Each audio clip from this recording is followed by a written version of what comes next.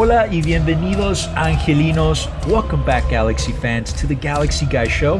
Como siempre, I'm your host, Chris Maldonado, and we are coming to you tonight with some very disappointed looks on our faces and a little bit of a Halloween-themed show. It just happened to come out that way. We did not coordinate our outfits, but you know, we're here. We're having a little bit of fun. Despite that tie that honestly felt like a loss, despite the disappointment, we're going to have a good time. There are a lot of questions regarding this Saturday's performance by the Galaxy. We have some answers, but hey, look, the Galaxy just tied against a much weaker opponent at home. We once again dropped points against the weaker opponent, knowing full well that this team needed those 3 points. We needed those 3 points, right? In order to not be up against the ropes in the final 3-game stretch of the playoff race. A draw really helped us very little. I guess it really didn't help us at all when you put it all into perspective. We will explain why that is. Now, of course, I'm speaking in reference to this past Saturday's home game against the Dallas Burn. Wait, FC Dallas. A team that has already been eliminated from playoff contention this season and literally had nothing to play for. These guys were just on a road trip, basically, to go to the Hollywood Walk of Fame or something and then play a game on Saturday. Like, these guys have nothing to do. It's the off season for them already, technically, right? So they beat us here as an away game for them. Of course, teams always play against the Galaxy like they're in contention for the World Cup for some weird reason, right? Even if they're eliminated. But that's a different story. This team also played the Galaxy without their star striker, their wonder kid, right? We're talking about Pepe. He didn't come on till what, the second half? Late in the second half. Late in the second half. We will, of course, break down this match for you. We'll talk about the stats, provide our analysis, as well as talk about the good, the bad, and the ugly. You guys know the deal. You all know that in tough times, it's good to be surrounded by critical thinkers. So to help me talk about this and help us make sense of all of this, because it doesn't make sense half the time, we have some of the usuals joining us tonight. You guys recognize them. You guys know them. We have joining us today the man with the stats, Mr. Casey Cagle. How are you tonight, Casey? Guten Tag. I'm feeling pretty good. As you all can tell, the loyal Galaxy Guy followers, I've been on kind of a costume kick. Feeling pretty potassium rich from my banana escapade last night at the game, and decided to dust off the lederhosen for tonight. So here we are. Happy Oktoberfest and happy Halloween, everybody. Right on, man. It's good having you. It's good having you on. As usual, the banana outfit was great. That outfit, fantastic. Awesome. Also joining us tonight is the one and only Mr. Matt Granger. Some of you know him as Mattstradamus. Hola, Matt. How are you doing tonight? Doing good. Feeling sinfully delicious. So you know what? I get criticized so often for being too harsh on people. I figured I'll just go all the way and put the devil horns on today. With the glitter and the whole deal. Of course, man. I feel like that was part of a much sexier outfit that we deserve to see you in, Matt. The fans deserve to see the rest of that outfit. That'll be on the Galaxy Guy OnlyFans calendar coming this holiday season. Guys of the Galaxy Guy, right? If you could only see how short these lederhosen really are. Hey, half the time I do this show in my underwear. Oh, but all right, man. Hey, look, you were missed last week, dude. So it's good to have you back. He had his paid vacation last week from the show, so it's good having you back. It's good. Despite the tie, it's a bad taste in my mouth from this game. But it's good to always talk about soccer. It's good to talk about soccer with you guys. But hey, quick, before we start, I just want to say a quick word to the fans watching, listening to this right now. Go ahead and leave a comment below this video. Let us know what you think about the playoff picture for the Galaxy, what it looks like, thoughts, comments.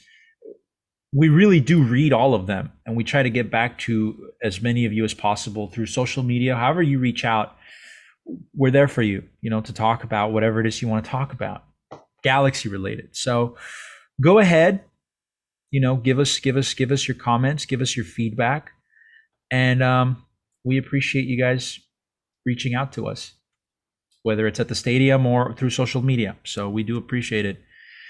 But with that said, what do you guys say we talk about Saturday's game? Let's get into it. Okay. So let's talk about the lead up to Saturday's game, right? I mean, the Galaxy was coming off 2 back-to-back wins, a road win against Houston, which was a bit surprising, to be honest. Houston's always a tough place. Last time we won at Houston was 2016? Houston had our number for several years, right? Always a tough place to play. Yeah. Always a tough place to play. We beat Portland. Portland was coming off hot. They had an 8-game they had a streak going. They were killing it. They scored 6 against RSL. We beat them at home. So going into Dallas, what was the mood for you guys going into Dallas for this Galaxy team? Did you guys think 3 points were possible? I was optimistic. It is a lower ranked team, and a significantly lower ranked team at that.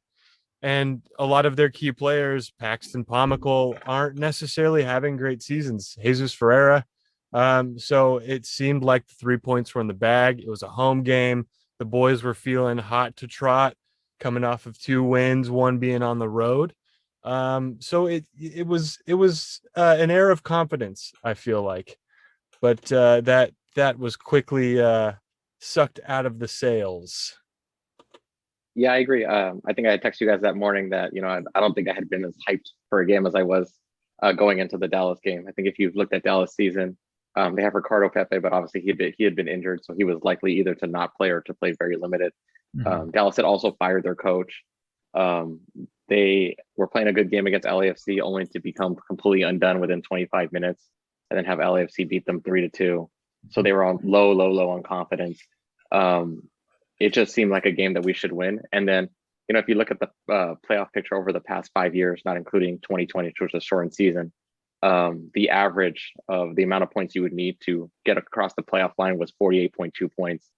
So it seemed like everything was going our way to hit that 48-point mark going into Dallas. So I felt very, very optimistic going in. Yeah.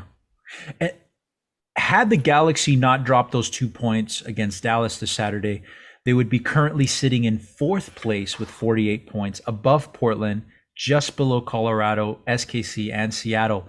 Sitting in that home game spot. Sitting in that home game spot, just about. And here's the thing and I will talk about this further along the line in one of our other segments in this show, but the Galaxy was basically given all of the results on a silver platter this night, right?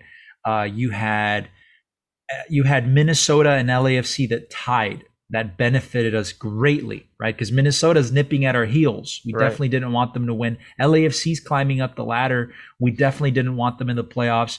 You had the game, you had RSL losing to Chicago, which is phenomenal because you're dropping points against a non-conference rival, right? Mm-hmm. And this is RSL. This is also nipping at our heels with 42 points. They could have been in there, right? All of these results, Colorado beating Portland. Portland could have easily gone further away from us in that 4th place spot, but they didn't, right? It was all given to us, and the Galaxy dropped the ball. Terrible result. I mean, it's a tie that feels like a loss. These are crucial points. Those 3 points were crucial. We'll get more into that, but I don't know, guys. Does this tie feel like a loss to you guys? Oh, certainly. Go ahead. Oh yeah, certainly. I mean, you, like I said, go into this game against a very low ranked opponent on a hot streak, expecting to get all 3 points. And so it definitely feels like a loss. And like you said, Chris, losing that 4th spot, which is, kind of the cutoff for the home game placing, right? 1 through 4 get the home games in the first round of the playoffs. So that's really important. So definitely feels like a loss. Yeah, I agree. I think if we had won that game, it would have put us 6 points ahead of RSL with 3 games to go. And if you look at teams that are like RSL and below, it doesn't look likely they would have cleared that 6 points. It would have all but punched us away. Yeah. So it's a tie. I think I I think under other circumstances, if you had said like, oh, we got 7 points out of 9 in 3 games in a week, you'd be happy. But Mhm. obviously, because we've put ourselves in this position where we're dying for points at the end of the season, it's nothing to be happy about, and we only really have ourselves to blame. So no, I think it feels a little bit like a loss, sure. It does. I mean, like I mentioned earlier, our backs are against the rope now, right? We're up against the wall because the Galaxy, no matter what, is going to need 3 points. They're going to need 3 points in order to just about guarantee playoffs. Maybe not a high standing, not a high position in the playoffs, but playoffs, right? 3 points. We have 3 games to go, but you have to remember 2 of those games are against extremely tough opponents. We have And on the road. Wednesday on the road, October 27th. That's Wednesday, the short turnaround against Sporting Kansas City, a team that is hot right now, sitting second in the conference with 55 points.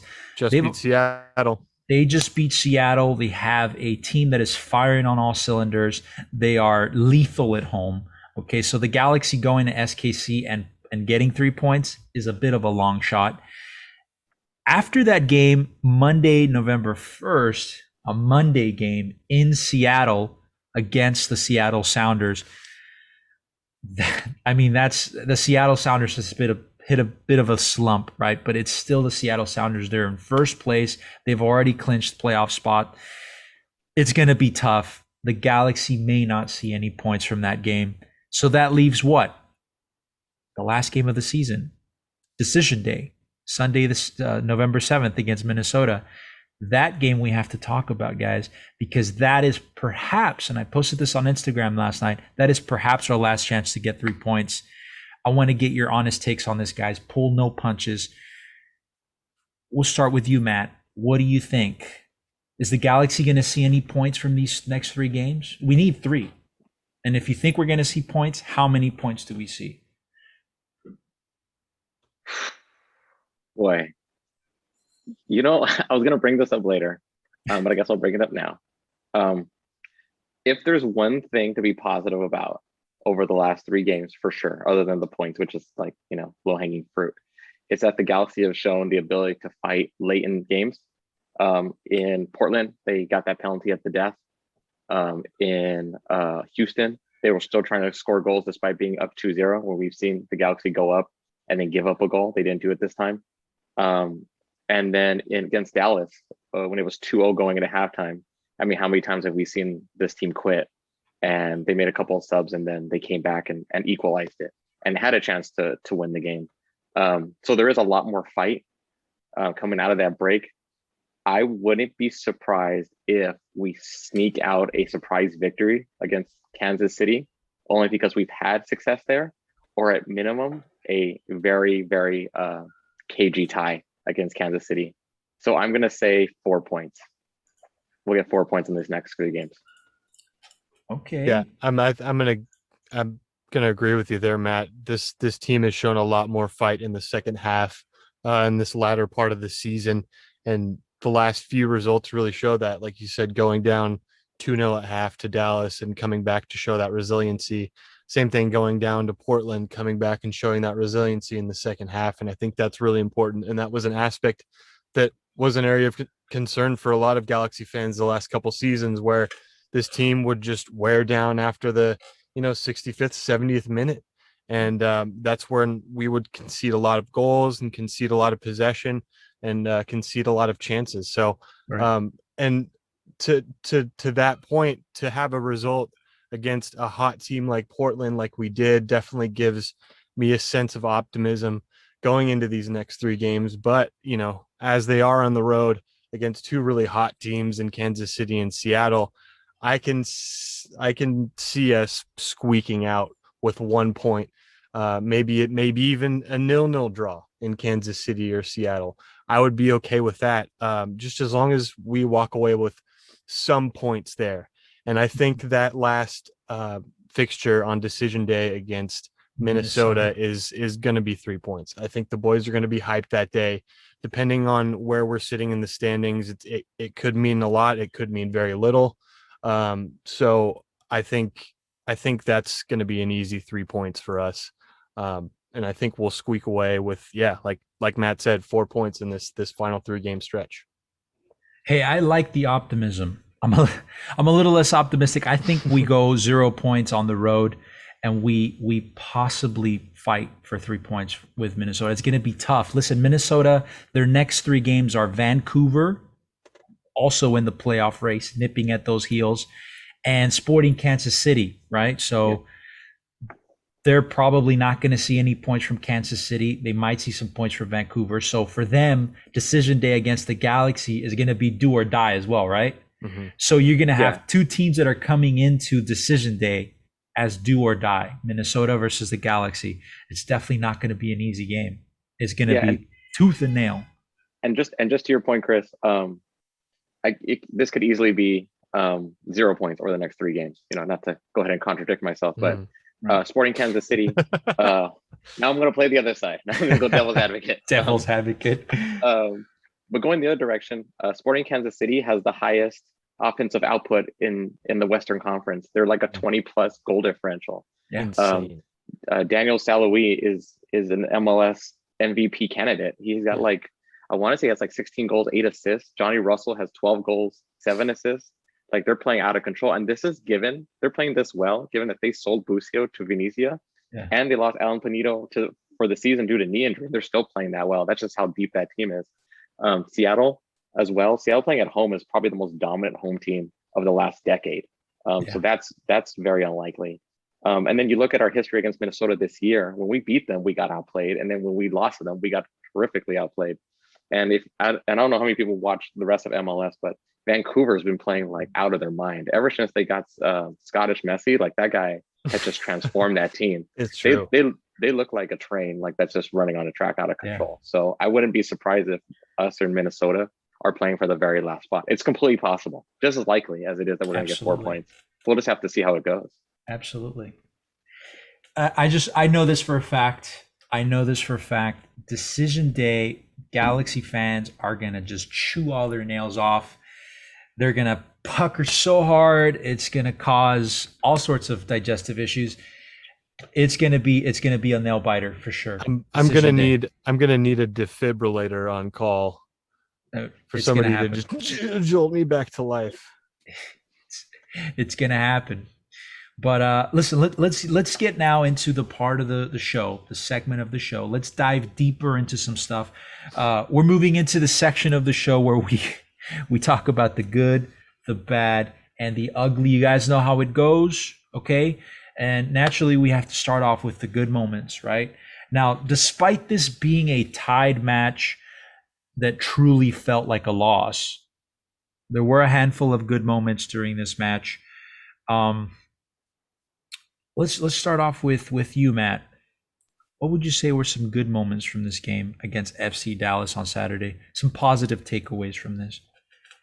So my good is going to be the subs, specifically Dijon, Granser, and Leggett. And that's because when they came in the game, they added effort, fight, and aggressiveness. And then I think the positive that we can take from there is that we're finally addressing finally the obvious things that the team needed, right? That Vanny should have been saying all along. With Granser, we're seeing that wingers need to be two-way players. With Granser comes in, you see he plays both ways. I think on one play, he ran all the way back to center back to catch the guy on a clear breakaway. That's what we need our wingers to do. They need to play offense and they need to play defense. When Granser comes in, he's a force. He's not a tall guy. He still flings his body up there for headers. He gets shots on goal. He tries to take people on. He's constantly getting the ball in the box to reach Chicha. And then with Dijon, right? It's just whenever Dijon comes on, and you saw with the Portland game, and then again here, the whole mentality of the team changes. Prior to Dijon coming on, it's just Chicha out there fighting, trying to get into it. People, when Dijon comes on, it's like Batman and Robin almost out there.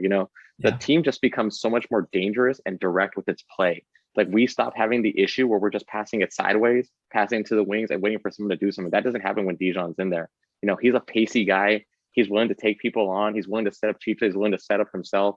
And then you saw like even like as chippy and as ugly as that game got because Dallas was playing dirty.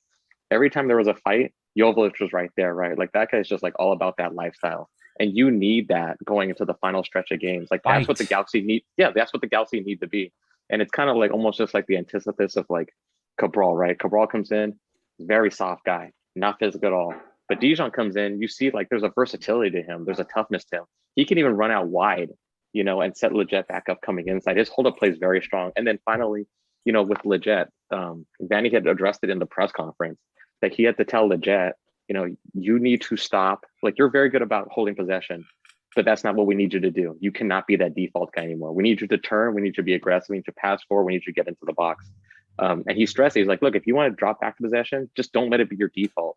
Your role in this team is to go forward. And he did it. And then it culminated in that great goal that he had, right? Yeah. Complete mentality change. But it's something, again, that like it was obvious for the entire season. And then finally Vanny's addressing it. So for me, those subs coming in and changing the game, it's exactly what you wanted the Galaxy to play like from the very get. It's unfortunate that they came out not trying to like choke out the game and trying to take hold of a playoff spot. But evidently after the second half, we did what we were supposed to do and at least got a point out of it. Mm-hmm. Yeah, absolutely. Those substitutions, man, which I mean, it raises more questions, right? Like something we've been talking a lot on the show here. Why Dijon is not starting? Why he's not starting? When we see that he has that drive, that motivation that Cabral lacks, it blows my mind. And we'll talk about this later if we have to. Absolutely. But Casey, I would love your take on this, man. What were some good moments that you saw on the night? Yeah, and I'm going to echo that sentiment. I mean, the second half subs of Leggett, Joveljic, Grandsir, and even Question all made the impact that they needed to make in the second half to bring us back level. Leggett had the goal late in the second half, and like Matt was talking about, he took his opportunities going forward as opposed to defaulting to those backward passes, which are the main gripe you hear from the anti-Leggett crowd. Joveljic provided that, that extra edge we always need to push the attack forward more directly and find the spaces. Cabral often has trouble finding those spaces because he looks to find the passing option as opposed to dribbling and taking guys on going forward. And Joveljic just has that edge over Cabral, and I think it's more effective in that front two setup. And he had 2 shots, which is more than Cabral could say on last night's game. Yeah. Grandsir came on and changed the game with his assist to Leggett. And like Matt said, he is a two-way player. He goes all the way back on defense. He stopped that near clear opportunity for Dallas to score in the second half to make it 3. It would have been 3-1 at that point. Yeah. And kudos to Question. He came on and had 88% passing accuracy. He had a lot of good carries into the final third, and he provided a lot of pressure outside the 18. I think there was a lot of good containment of possession in Dallas's final third, and I think that's credit to a lot of the pressure that was put forward by the midfield. And then also I wanted to give kudos to Raveloson. He had the 3rd most touches on the field last night and had the 2nd highest passing accuracy rate for the Galaxy. Been phenomenal. So for the he has Galaxy. been on fire, and he was barking at Toledo the entire game. He was giving it to him, and eventually got a yellow for it. Rightfully so, man. In the 4th minute. So yeah, we'll get to that later, my friends. But we're definitely going to get into that for sure. So there was a lot of good from the play and the players that came on in the second half in last night's game. I have to agree with all the points that you guys made. Definitely the good moments there. I'll echo everything you guys said. That first half was terrible for the Galaxy. Terrible. When the substitutions came on, it just changed the complexion of the game, right? For the Galaxy, there was a lot more fight going forward for the Galaxy. It injected energy. So we have to now talk about the ugly, because like that's the real meat of the sandwich, right? Because this game got bad. Talk about the bad first. As we move on to the bad moments of this game, there were plenty of bad moments for this game, mostly in the first half. I'll ask Matt. We'll ask you first. What were some bad moments for this LA Galaxy team on Saturday? I'm I'm gonna say both outside backs. Mhm. You know, it just felt like they were constantly getting burned out there. Mhm. There was a litany of bad passes. The short passes were bad. The long passes were bad. The overlapping was bad. I mean, just a complete lack of chemistry. Um, and I think like for Fisher, he played like a guy who hasn't played in a very long time. Mm. So I think I'm a little bit more forgiving of him. I mean, he was bad. He was piss poor. Mhm. But again, he hasn't played in a long time, right? He has little to no experience playing with his partner up top. He wasn't comfortable with the ball. I think I'm a lot more harsh on Hamalayan, only because he's been out there starting and he just had a trash game. And He his had given up the his but pay came out recent as well. His yes, pay came out recently as well. What's his pay at? His salary, his yearly like salary. it's like 700,000, right? 700, 800,000. It's high. 600. Yeah, it's Yeah, really, really it's high. really high. Yeah, it's really, really high. Yeah. Which is wild because it's like, man, you were going to pay that to a backup. So I don't know. Nonetheless, he was poor. He was really bad. I Yeah. expected a little bit more from him because he's supposed to be in form. He's been starting for a while Viafan has been hurt or maybe has not gotten the coach's decision. Mhm. And that really hurt us, right? Because we play so much of our offense through our outside backs. But I will say this though, it's not like it's not they're overwhelmed. They were overwhelmingly bad. I mean, don't get me wrong, they were bad, but they were like MLS bad. I think if anything, it just kind of shows like how much better Araujo is than like both of them, right? And I think if you like, I was talking to a couple people, they're like, well, if we would have had Araujo, we would have smoked them. It's like, yeah, but like you're telling me your offense depends on your right back. Like that's mania, you know? Yeah. Like you wouldn't Right. like if you said that with like 8-year-old AYSO players, people would look at you funny, much less like a professional MLS team. But that's just been part of the issue that the Galaxy can't move the ball forward. But I would say the outside backs, I think for me are the bad.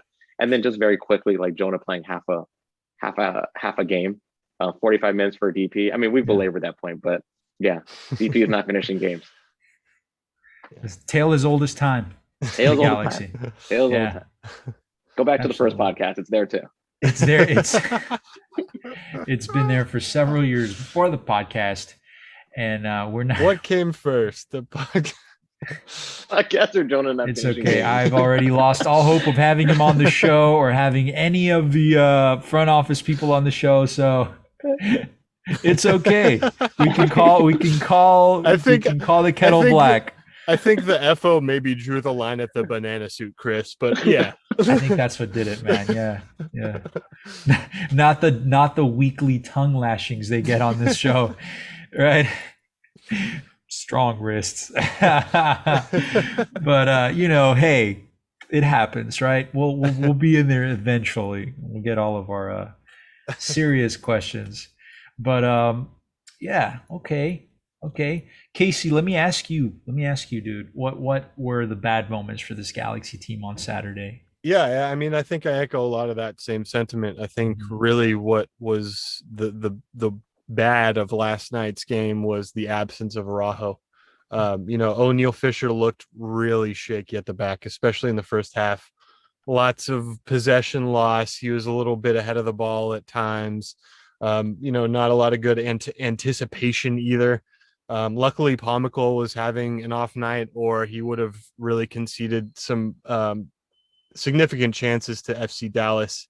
However, he did lead the game in recovery, so I will give him that. And like Matt said, he hadn't started I can't remember the last time he started. So, he played like a player who hasn't started in a long time, and it showed. And we were missing a lot of the urgency moving forward on that right channel. Dallas was definitely able to see through that. They read the triangle of O'Neal, Jonah, and Efrain like a book.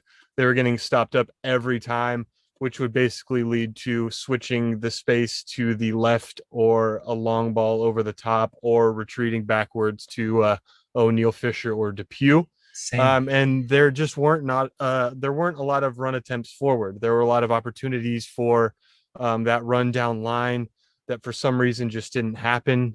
Dallas would often give us the extra man in their coverage of the midfield. They were saturating the midfield a little bit to try and bait us into some Route One football, and ultimately gave us some opportunities to get forward that we just did not take.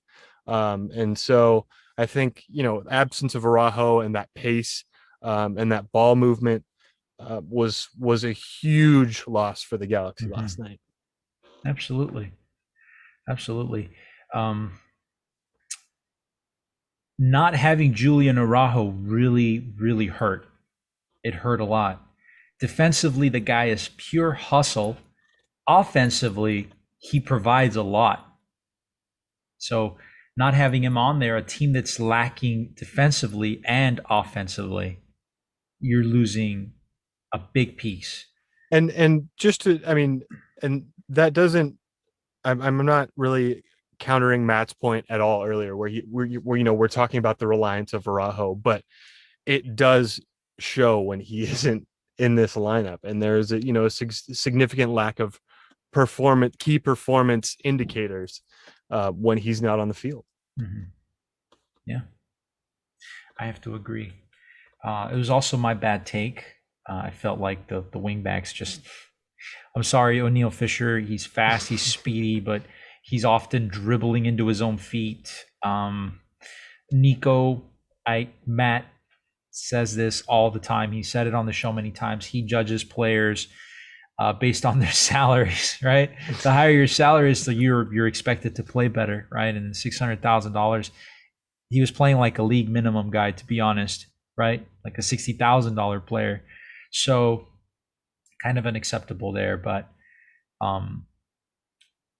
let's get really into the ugly stuff, right? Because I know there's a lot of ugly here. The final stretch of the season, final stretch, that playoff race. I know you guys have a lot of ugly takes here. Matt, were you going to take this first? I'll go first because I think Casey has a much more fun one coming Okay. up. Okay. I guess my ugly take is going to be Vanny's management of Cabral overall throughout the season. And I want people to get it twisted. I don't necessarily believe Cabral had a bad game. I don't know that he had any particularly bad moments. I don't remember any good moments either. It was kind of just like a wash for me. But I think it has to do with like even the most casual fan after a couple of games understood what like Cabral could and could not do, right? Mm-hmm. They understood what his mentality was, where his weaknesses were, and where his strengths were. And I think some of the problem is that there was a time in the beginning when Cabral probably should have been benched, and it would have made sense without hurting his ego, right? He could have put him on the bench and be like, okay, we need to teach you how to compete. We need to teach you how to be a little bit more physical. We need to teach you to get up to like the pace of the game, right? And to understand how to deal with like the pressure of expectations, because I had brought this up before. His team Valenciennes was averaging maybe 5,000 fans a game.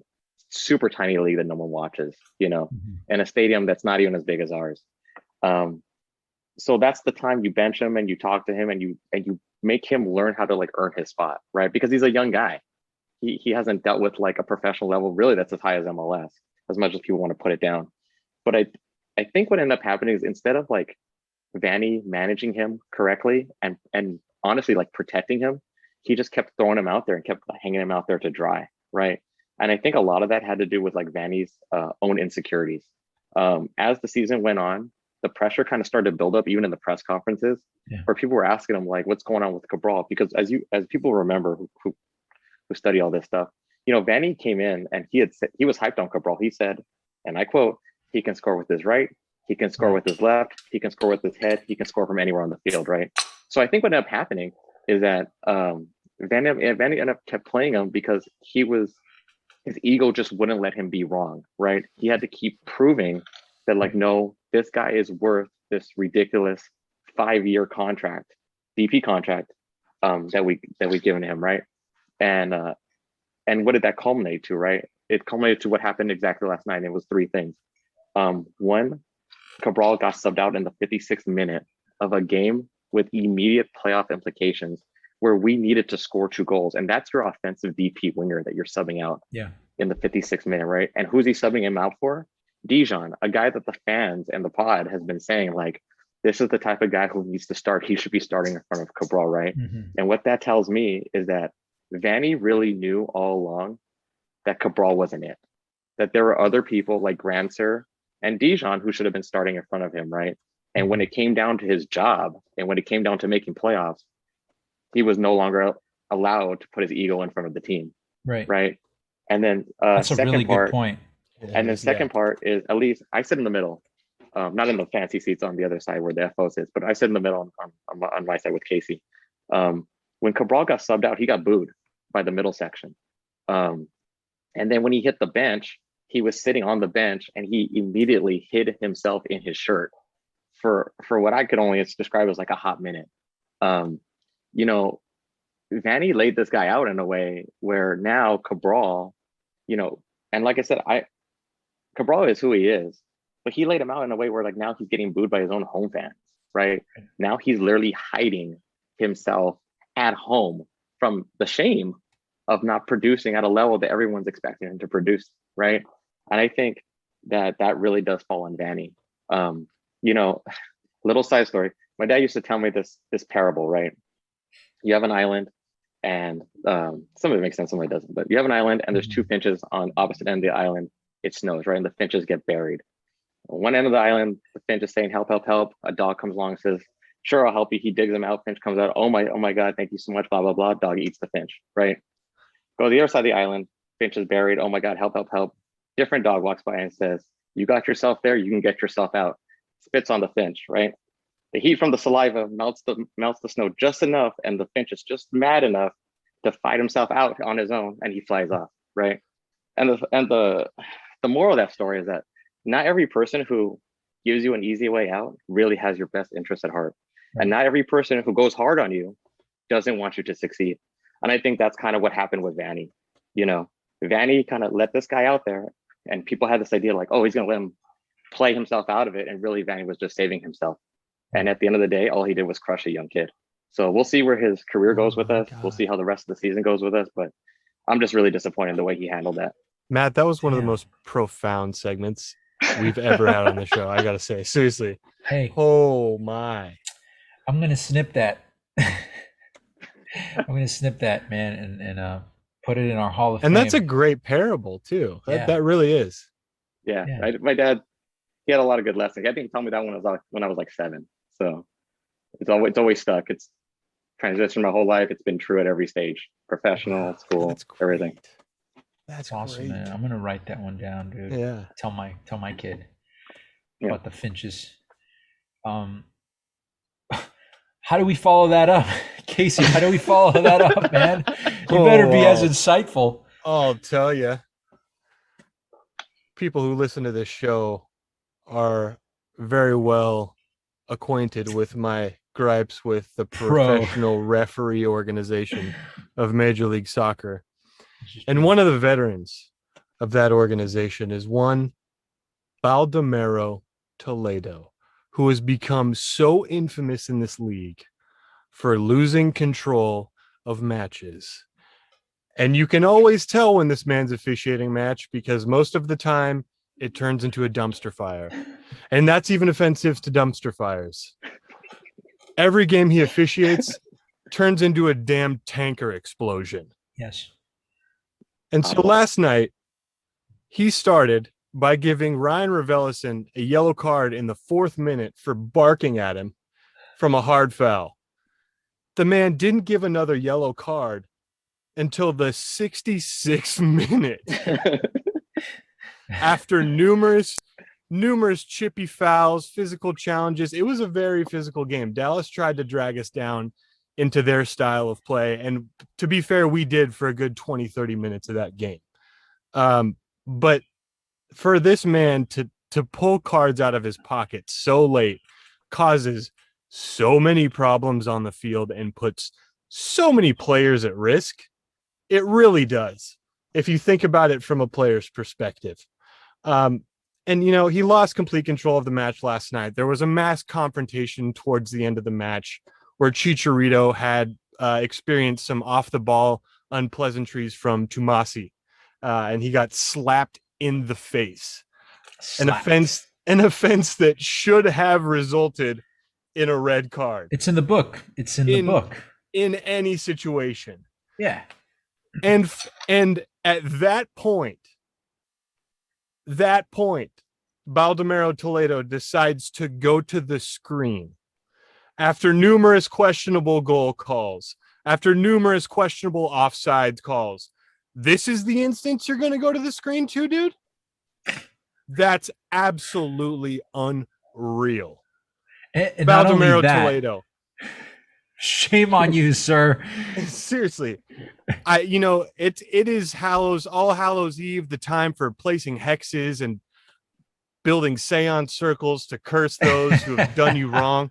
Well, guess what, my friend? Oh, gosh. I'm building a seance circle as we speak, and you're in the middle of it. A little voodoo doll, just like proportional, very chunky and old. Seriously, and I want to give this message to the officiating team last night, because the linesmen were dog crap too. I've seen gangbangs more graceful than the officiating you did last night. That was abysmal. That was terrible. Professional referee organization should be absolutely ashamed. And Baldomero Toledo, you were already on my wheel, dude, but you've got another space on it. There you go. He red carded a player, and rescinded it for a slap in the face after they did the VAR, and clearly it shows. Do your job, dude. That Chicharito was slapped in the face. Now, like we talked about this before we hit record, Chicharito embellished it, right? He's a Liga MX veteran. He knows how Liga MX works. Liga MX is like telenovela material, right? Those guys will embellish a little poke on the chest, right? And pretend like you just stabbed them with a knife. He embellished the hell out of that slap, but it was a slap. It doesn't matter how hard it was or the intention. You guys remember a couple of years back, Kaká on the Orlando City team? He playfully tapped somebody on the face with like a smile on his face, and the other player had a smile on his face, and he got a red card. He got sent off for that because it's in the rules. You go to the face, no matter what the intention is, always. It's a red card. Yeah. And I'll never forget that because they did it to Kaká. And this was a DP, one of the biggest stars in the league at the time. And he playfully touched it. I think it was his first red card ever of his career. Like, what surprised me. The guy's a saint. What a silly way to get your first red card ever in this illustrious career he's had, right? Playing in biggest teams in Europe. He taps a guy on the face playfully and gets sent off. It's in the books. Right? So Chicharito on video, VAR, getting slapped in the face in a non-playful way, and Dallas gets away with a yellow card. Blows my mind. Amazing. Baldomero Toledo celebrates Halloween every day because every day he's a clown. Incredible. The dedication of that man. Oh my goodness. Loves the holiday. Yeah, loves it. I can't wait till the man retires. Please. Just hope he doesn't end up in some sort of like advisory position at pro either. Probably. Good God. He probably will. But that's also my bad take. It's like, listen, we cannot. I know a lot of people were on social media. That's my ugly take. A lot of people were on social media blaming the referee for this loss. Listen, the Galaxy lost this game on their own. They did that completely on their own. It was inexcusable for them to drop points at home against a team that's already eliminated, bottom of the table. By the way, Texas teams this season: Austin, poo-poo; Houston, poo-poo; Dallas, poo-poo. What's going on down there? What's going on down there in Texas, man? What's going on down there? It's the humidity, the heat. Something's going on down there. Grass is too long in Texas. Grass is too long. But listen, this Galaxy. This is my ugly take.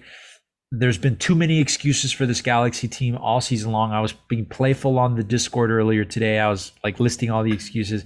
We need more time. Guess what? 3 games left. We've had time. This team needs to gel together. Chemistry. Guess what? We've had a whole season to do it. Still haven't done it. The defense needs more time. Hey, listen, we brought in new coaching staff, veteran defenders. We brought in big time defenders, big price tags on their heads, and still the same, right? This it's just excuses after excuse. Cabral needs time to acclimate. We've heard that one before. Listen, Ryan came here. He acclimated quickly. Grandsir took a while, but he acclimated eventually, right? So Victor too. Victor came here, acclimated. It just, it's inexcusable. These aren't excuses anymore. The refereeing was horrible, it was horrendous. Yes, a couple of those calls could have gone our way, but it's not an excuse. The Galaxy did this on their own. They're here completely on their own, backs against the ropes. So, but with that said, guys, I think we pretty much covered everything. Our next game is on Wednesday against Kansas City in Kansas City. That's going to be a big game, enormous game. Tough game. Next three games is goal plus differential of +20, +23, and then -2. So Yeah. clearly we've chosen the hard road to get into the playoffs. I am having an anxiety attack. It's do or die, guys. Take your fiber so that you're not constipated that week, because it's going to be tough on your digestive systems. I can just tell you that. But I think with that said, we've pretty much covered everything. What do you guys say? Anything else to add to this? I feel like I don't know if I'm sure a lot of people out there follow memes. I feel like Ralph Wiggum at the back of the school bus where he says, "I'm in danger." I'm in That's danger. what I feel right now. Yeah, no. Or the dog that's sitting in the room with the coffee mug and everything around him's in flames, and it's like, this is fine. This is fine. This is fine. Yeah, this is fine.